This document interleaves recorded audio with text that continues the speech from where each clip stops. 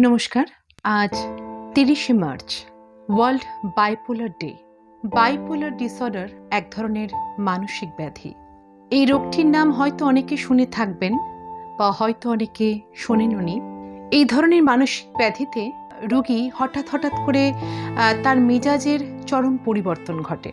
হঠাৎ করে সে রেগে যায়, হঠাৎ করে সে আনন্দ উত্তেজনা অনুভব করে, হঠাৎ ভয় পায়। শ্রবণ সঙ্গীর গল্পটি সেই একজন মানসিক রোগীকে কেন্দ্র করে, যিনি বাইপোলার ডিসঅর্ডারের পেশেন্ট। গল্পটির নাম কালজয়ী লেখিকা প্রতিভা বসুর লেখা গল্প সোনার শিকল। প্রধান চরিত্র ত্রিদিবেশ, তার স্ত্রী সুবর্ণর ভূমিকায় আমি অর্পিতা।